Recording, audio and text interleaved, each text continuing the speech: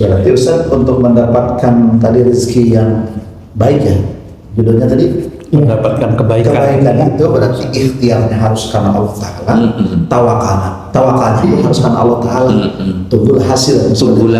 Ya, dimulai dari niat. Jadi berarti niat dipelihara terus, proses ini dipelihara terus, karena proses ini nggak akan selesai.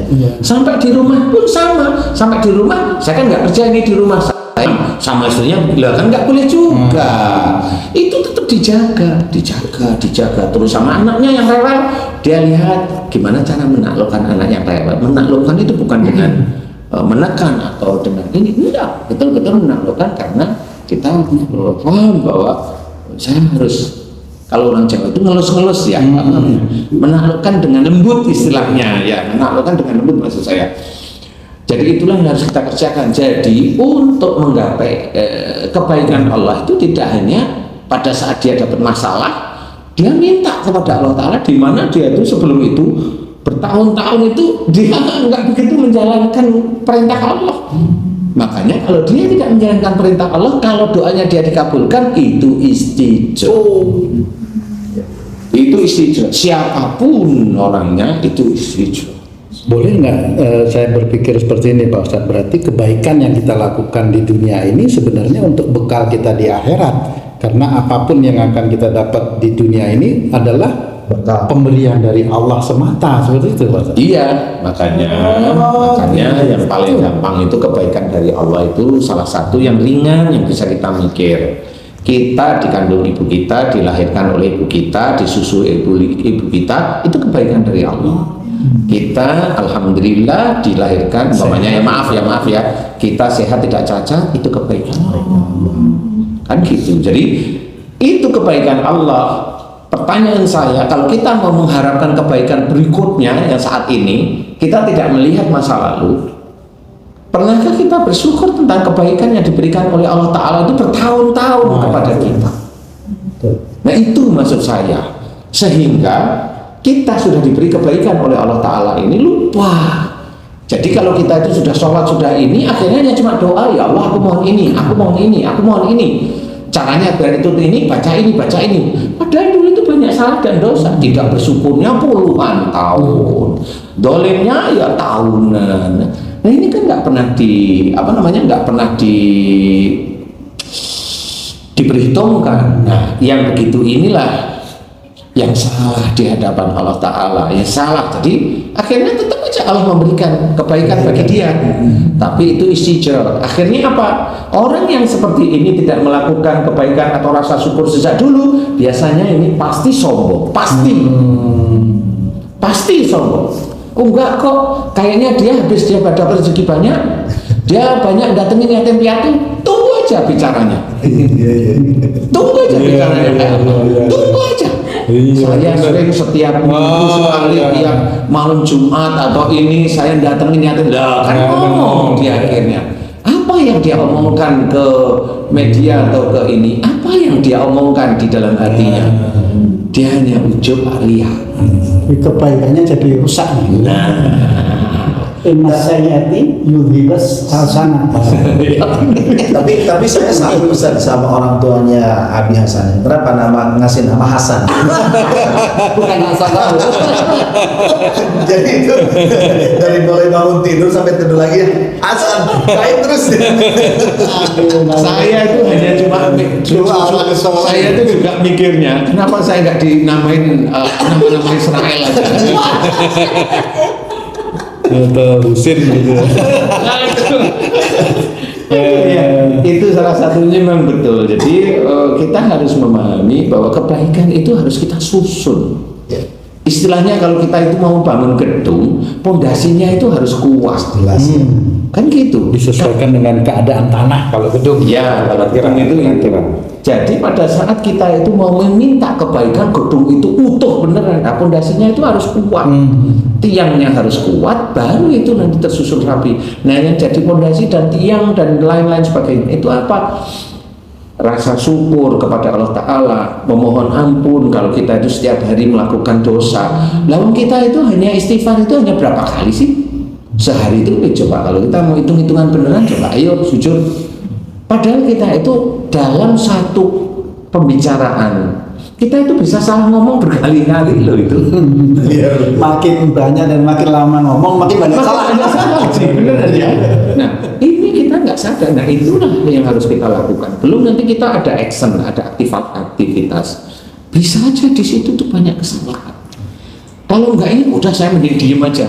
Diem aja nggak taunya nganggur itu salah kan? Menyanyiakan waktunya, bukan salah aja.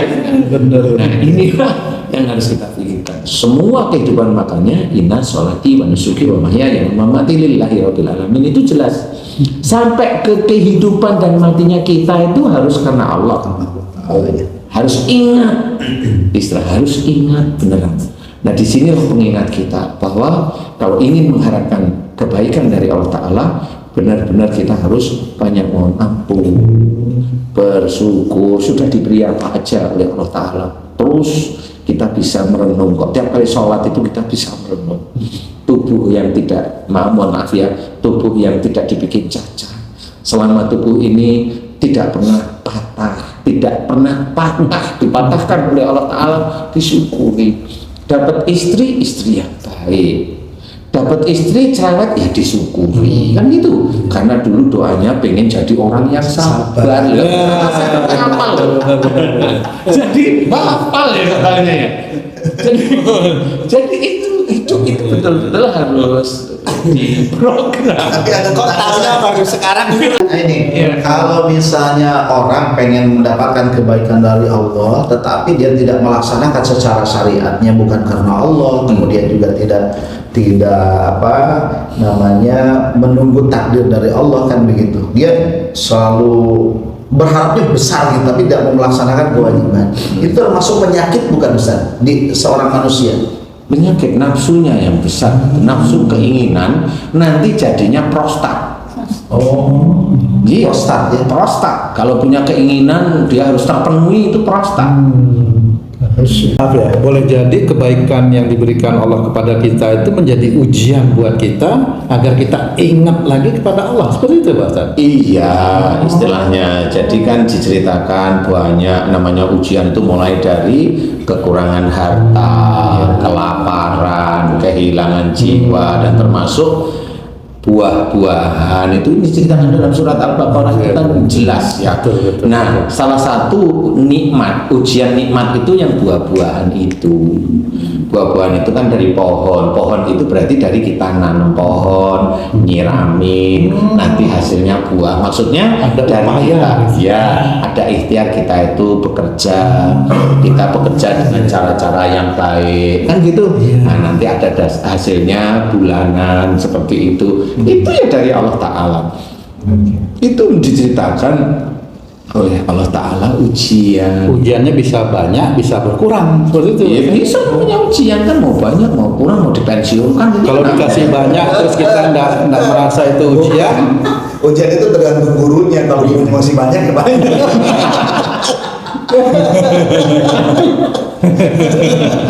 Iya, gimana tuh? Kamu nanya apa tadi? lupa. Jadi potong soalnya tadi berarti saya stop bicara. Jangan lupa Pak tadi yang lupa. Ngopi jangan lupa Pak. Jangan lupa Pak tadi. Apa ya tadi? Ujian. Ya, kalau misalnya kita dikasih harta yang banyak itu kan ujian. Kalau kita nggak tahu itu ujian, langsung jadi istijrat. Apa memang ada sesuatu istijrat itu karena kita tidak melakukan sesuatu dikasih, itu namanya istijrat? Bagaimana sebenarnya itu? Iya, istijrat. Jadi kita tetap harus, memang boleh husnudzon bahwa harta kita halal itu boleh. Tetapi harus hati-hati apakah kita itu sesuai dengan harapannya Allah. Kan berbuat baik yang tadi, innahum kan qabla dzalika muhsinin. Itu harapan Allah. Itu harapan Allah tapi nggak sekali. Oh ya.